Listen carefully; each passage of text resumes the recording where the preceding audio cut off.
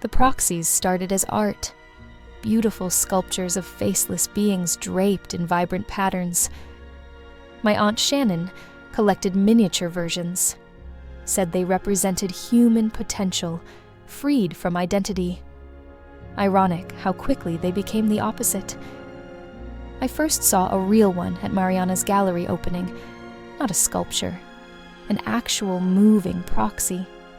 7 feet tall, faceless oval head, flowing robes patterned with digital flowers against midnight blue.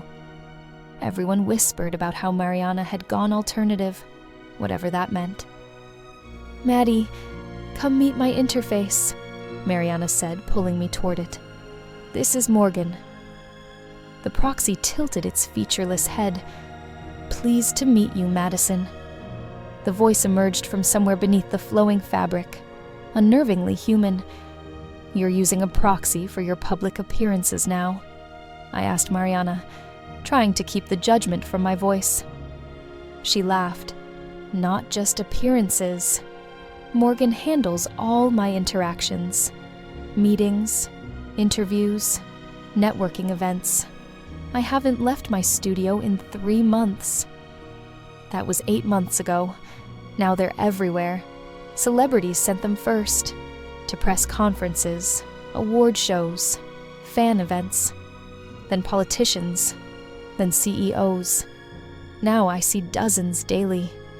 Regular people send proxies to work while they stay home. Bodies hooked to biosustenance systems. Minds linked to their public representatives. My boss Grace started sending her proxy last month. It wears patterns of burnt orange and yellow, stands in her office making decisions, issuing orders. Yesterday, it called me in. "Madison," it said in Grace's voice, "we need to discuss something important."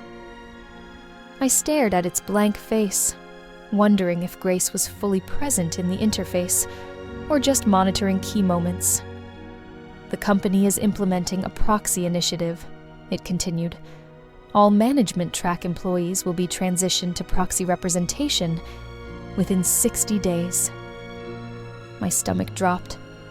"That's not possible. I can't afford—" "Financing is available," it interrupted. "The transition is mandatory." I thought about all the things I'd lose. Fresh air, the sensation of rain, the spontaneity of genuine human contact. "What if I refuse?" I asked. The proxy's head tilted, exactly like Morgan's had all those months ago. Same programmed gesture of consideration.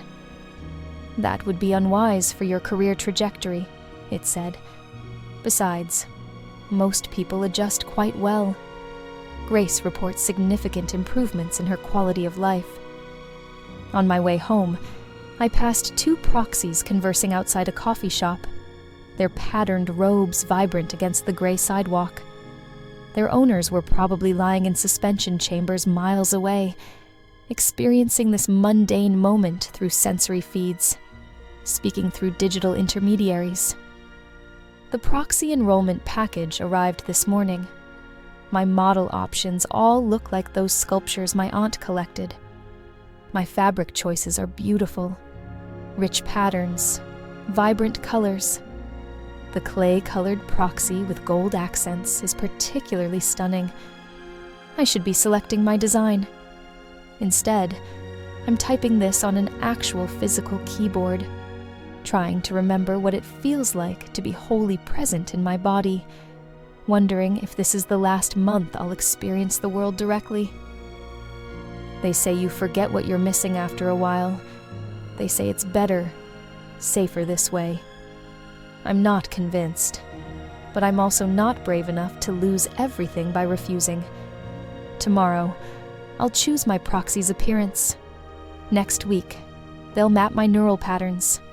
In 30 days, I'll start sending my beautiful empty representative into the world while I observe from a distance. And eventually, I suppose I'll convince myself it was my choice. This has been Proxies. If you enjoyed this story, Please like and subscribe. It really helps and is very appreciated. Thank you for listening.